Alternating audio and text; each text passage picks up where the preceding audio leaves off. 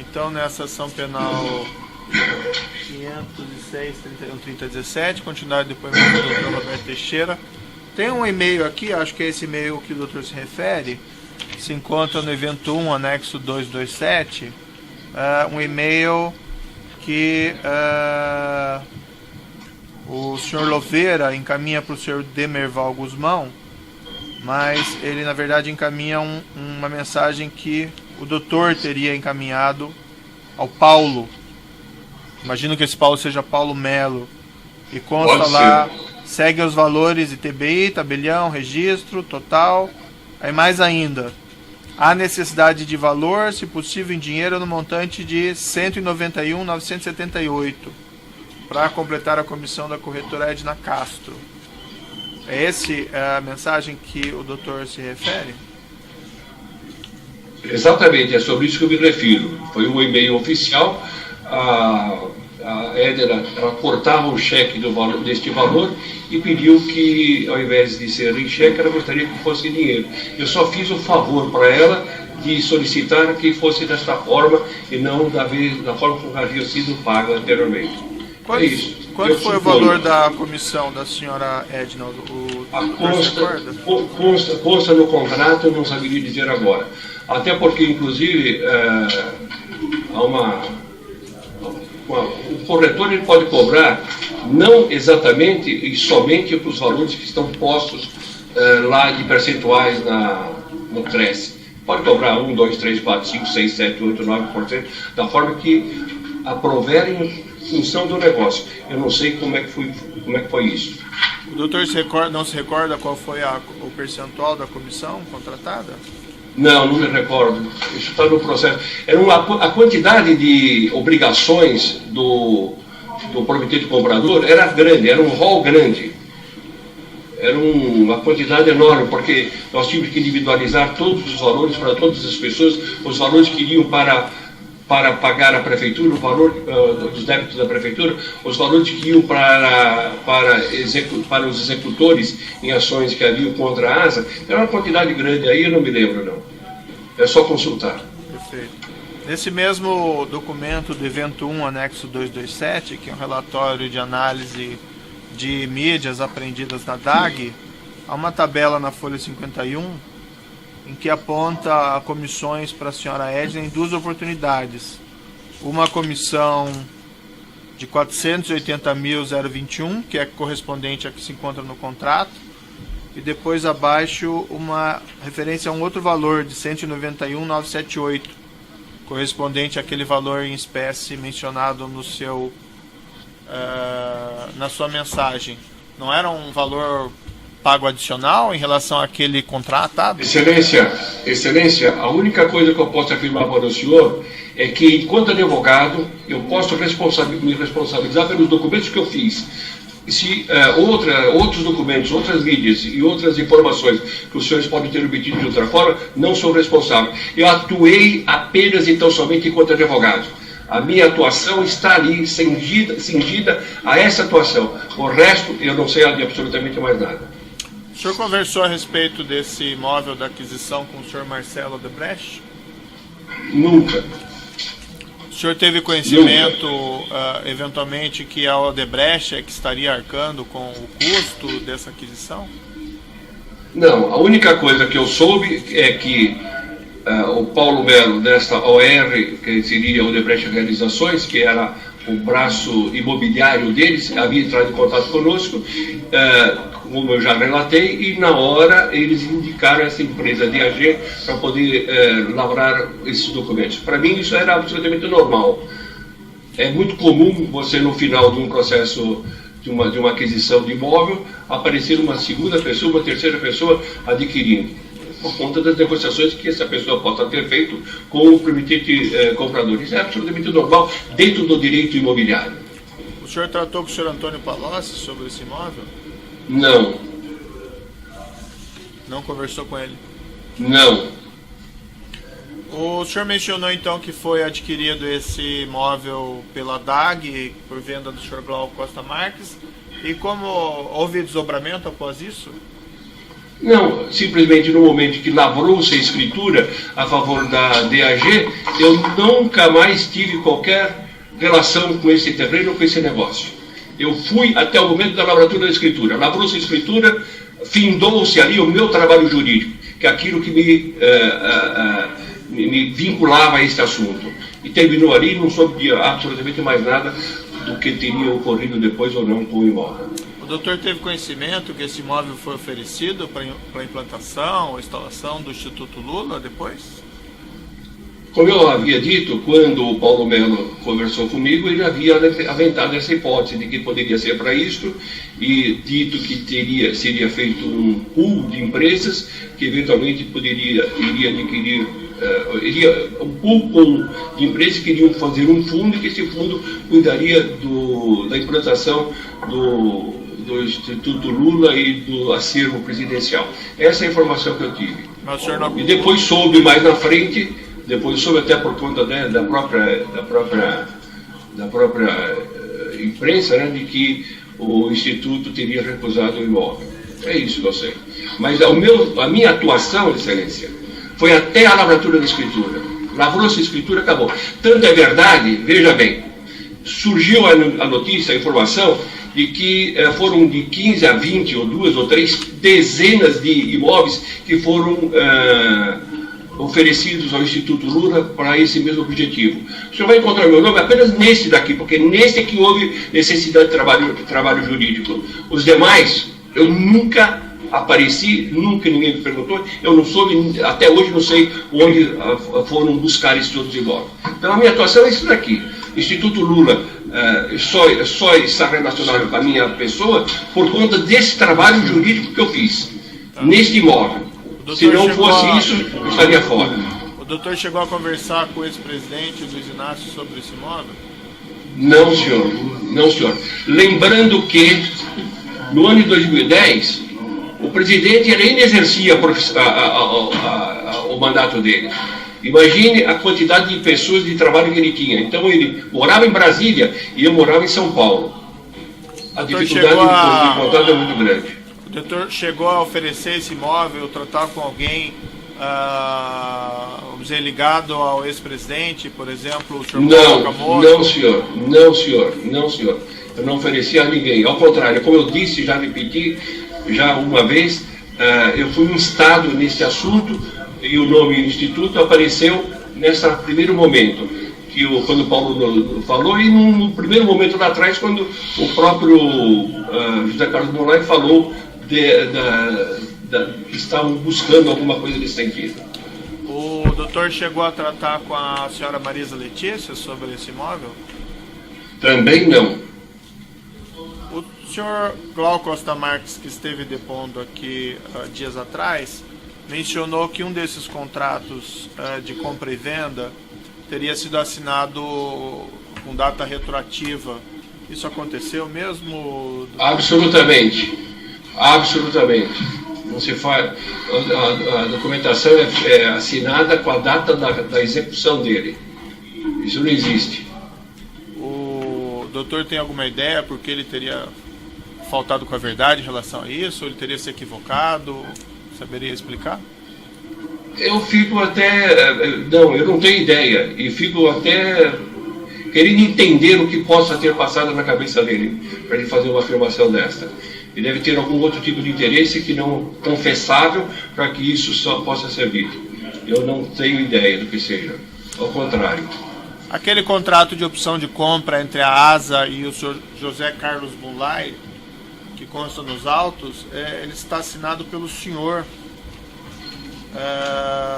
mas não pelo senhor José Carlos Molay. É isso mesmo? Sim, eu estava mandatado para isso, verbalmente mandatado para isso. Como já expliquei, é só olhar, é só ouvir a minha explicação, até aquele momento vai se perceber que realmente estava mandatado para isso verbalmente. Consta nos autos que esse contrato foi apreendido na residência do ex-presidente. O doutor sabe explicar como esse contrato foi para lá? Não tenho a mínima ideia. Outra questão dos autos é relativa a esse apartamento em São Bernardo. O senhor já mencionou ele de passagem durante seu depoimento. O senhor pode me relatar agora em relação a essa negociação que aconteceu? Perfeitamente.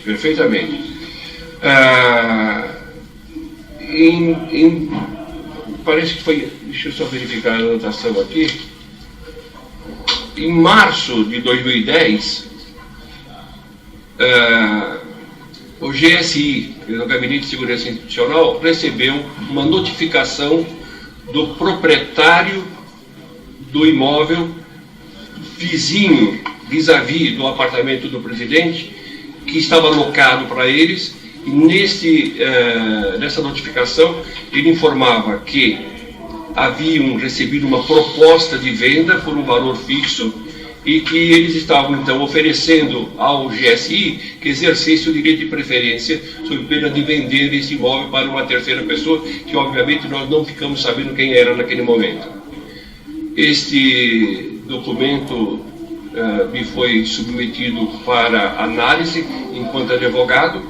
Nós do escritório fizemos uma análise, concluímos de que era realmente possível que houvesse essa venda, porque as cautelas que a lei de locações exige para que, no caso de venda, tivesse que respeitar o contrato, não haviam sido respeitadas. Então, conclusão foi de que eles poderiam vender, e em vendendo, eles teriam condições do novo comprador de romper o contrato existente e ali se alojar qualquer outra pessoa. A preocupação que houve foi nesse sentido de que, naquele ano de 2010, eventualmente uma terceira pessoa, até adversária do próprio presidente, poderia estar morando vis-à-vis do apartamento dele. E por conta disso que eu fiz esse trabalho. Feito esse trabalho, a conclusão foi de que a melhor maneira, a melhor forma que poderia evitar isso tudo seria o exercício dessa compra. E aí apareceu o Glaucus, que, como eu disse, ele estava naquele momento, a partir daquele instante, ou daquele período, ele estava interessado em investimentos, ele se interessou pelo negócio, e nós desenvolvemos então toda a documentação a favor dele. Foi isso que foi feito. Os valores já haviam sido prefixados por conta da própria notificação, por conta do proponente, e o valor que havia sido imaginado também era um valor palatável, era um valor que correspondia realmente ao valor do imóvel. O doutor auxiliou então o Sr. Glauco nessa aquisição? Sim, eu auxiliei, não, eu assessorei juridicamente. O que nós fizemos? Eu entrei em contato, já por orientação dele, com o advogado do espólio, então, locador. Entaburamos as negociações jurídicas necessárias para poder organizar esta aquisição, e depois, como eu disse, estava no espólio, foi feito um instrumento de cessão de direitos hereditários a favor do Glaucus. E por que tanto tempo para fazer? Parece que essa compra foi em 2010, né? A regularização disso, o espólio não foi... Vem aí novamente o direito civil, Excelência, porque a obrigação de fazer essa comunicação, essa juntada dessa documentação, é do inventariante. O inventariante não o fez, a tal ponto de, em dado momento, nós inclusive estranhamos essa sessão sem requerimento, porque na verdade dependia dele. Então é uma obrigação do inventariante. E o inventariante, infelizmente, dentro do processo do inventário, não estava cumprindo com todas as suas obrigações, dentre elas o não pagamento do imposto causa-mortes, bem como das custas processuais. Isso que atrasou o processo. Consta aqui no processo, no evento 1, anexo 254, uma petição no inventário do Sr. Glauco Costa Marques, representada por seu escritório, que é de 23 de junho de 2016. A aquisição foi em 2010 e demorou tanto tempo assim para regularizar? Como eu disse, não era obrigação nossa. Se fosse a minha obrigação, eu teria feito antes. A obrigação era do do inventariante, que ele não o fez. Então, como uma forma, inclusive, de pressioná-lo, é que nós fizemos isso nesse período. Não foi por falta de insistir com eles. Nós, várias vezes, insistimos com eles para que eles regularizassem essa situação. Mas a obrigação era deles. Eles deveriam ter feito isso logo na sequência. É o inventariante que dirige o processo do inventário. Certo. Mas não era do interesse do seu cliente essa regularização? É evidente que era de interesse. Ele várias vezes me perguntou a respeito disso, só que nós estávamos dependentes do quê? Deles cumprirem com a obrigação de recolhimento dos impostos devidos. Eles teriam que recolher o causa-morte e teriam que recolher também as custas processuais. Só que esse inventário, ele não tinha só este imóvel. Eles haviam feito, ao longo do tempo, várias outras cessões de direitos hereditários. Então, ele deve ter um valor relativamente grande de causa-morte por resolver, e estavam, obviamente, sem condições de fazê-lo. Então, foi isso, deve ter sido isso que aconteceu. De minha parte, a nossa parte era apenas esse imóvel, mas o espólio tinha outros imóveis que eles haviam também feito o instrumento de cessão de direitos hereditários. Mas aí não foi visto isso lá em 2010, que haviam esses empecilhos para a efetivação da transferência? Não entendi a pergunta, Excelência. Não foi visto em 2010 que haviam esses empecilhos para então formalizar a transferência? Porque isso não era se exigiu lá em 2010. Isso não era empecilho, Excelência. Isso não era empecilho. Isso ocorreu depois. A obrigação deles era cumprir isso. E não cumpriram. Isso foi coisa depois. Não é algo que existia e que poderia inviabilizar o negócio. Ao contrário, eu posso até afirmar que se tivesse um ou outro problema menor, mesmo assim, por conta do interesse logístico, nós teríamos feito o negócio de qualquer maneira. Por quê? Porque o interesse era de outra ordem, e se resolveria isso depois com o tempo. Só que não foi isso o que aconteceu. De nossa parte, foi lavrada a escritura de cessão de direitos hereditários, recolhido as taxas cartorárias, e aí o resto ficou por conta deles. E também qual é o problema de ter demorado isso daí? Em inventário, Excelência, eu tenho inventário lá que tem 30, 35 anos, com providências ainda e não terminadas. Isso é muito comum no direito civil e no direito de sucessões haver esse problema. Por uma série de outras razões. Não há maior preocupação de minha parte sobre isso. O doutor também intermediou a locação desse imóvel? O imóvel ele já estava alocado, Excelência. Ele estava alocado.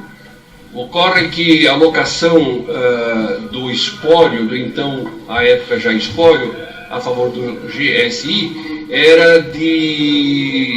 iria até o dia 31 de janeiro de 2011. A partir de então é que nós havíamos combinado com o Glaucus e com os locatários de que haveria então um prosseguimento desse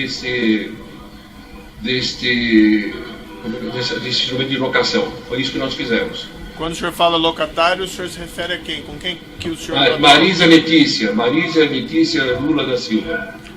E o doutor fez aí o contrato de locação? Como é que foi? Fiz o contrato de locação, colhi as assinaturas do locador como do locatário e entreguei a ela. E o doutor acompanhou depois essa... Absolutamente, Excelência. É como eu digo, eu sou advogado, eu me primo e tenho orgulho de ser advogado. Eu não sou imobiliário, eu não vou ficar cobrando, deixando de cobrar qualquer outra coisa pelo o cumprimento do contrato de locação. Isso não cabe a mim e não era de meu interesse. O Sr. Glauco, que esteve depondo aqui, disse que não recebeu os aluguéis, salvo a partir do final de 2015. O doutor teve conhecimento desse fato? Não tenho conhecimento nenhum disso daí. Isso é um problema, eu fiquei alheio a esse assunto, Excelência. É como eu disse, não cabe a mim ficar fiscalizando o cumprimento ou não de contrato de locação. O Sr. Glauco, depondo aqui, declarou que teria sido procurado pelo doutor no final de 2015, no sentido de que os pagamentos seriam feitos a partir dali, depósito em conta. Isso aconteceu mesmo? Não aconteceu. Apenas eu me lembro que certa vez eu estava no hospital quando O ano passado eu tive, eu não sei, já devem saber, eu sou cardiopata, tenho uma série de problemas de coração, e de quando em quando eu vou baixo no hospital. Eu até brinco dizendo que eu sou freguês de caderneta lá. E no ano passado fui fazer um cateterismo e tive uma infelicidade de alguém de furarem a minha artéria. Eu fiquei 15 dias lá paralisado praticamente, e depois tive ainda uma infecção hospitalar. Fiquei 30 dias hospitalizado no Sírio-Libanês. E quando eu voltei para fazer conjuntamente com a minha esposa para fazer um curativo, encontrei no saguão com o Glaucus. Ele na época mostrou interesse apenas em saber como é que estaria regularizada a titulação desse imóvel, exatamente esse assunto que nós falamos a respeito do inventário, porque ele também havia sofrido uma série de percalços físicos, e ele estava preocupado em deixar essas situações desses imóveis todos regularizados para a família. Mais ou menos foi esse o teor da conversa que nós tivemos. Não trataram de aluguel, então? Não, senhor. O doutor conversou sobre essa questão dos aluguéis, por acaso, com o senhor ex-presidente, o senhor Luiz Inácio? Também não. Também não. É como eu volto a dizer, e repetidamente eu tenho dito, a minha atuação é enquanto advogado. Apenas e tão somente como advogado. Eu não sou gestor, não sou administrador, eu sou amigo, e tão somente amigo. A amizade não estende para essas outras informações todas. O doutor cuida de alguma forma da declaração de imposto de renda do senhor ex-presidente? A Marisa, até 2010, 2011, eles tinham, obviamente, toda a entourage própria de quem é presidente da República e cuidava dos assuntos deles. Depois de 2011, a Marisa me solicitou que eu examinasse o imposto de renda deles sobre o aspecto jurídico. E foi o que eu fiz ao longo de 3 anos ou 4 anos seguidos, não sei quantos anos. Fui eu quem cuidei desta parte. Eu fazia um exame do ponto de vista jurídico tributário para verificar se a declaração estava correta, se os valores estavam sendo recolhidos de imposto estavam corretos. Mas quem fazia, por exemplo, o preenchimento das informações, dos rendimentos, da renda, era o doutor ou era outra pessoa?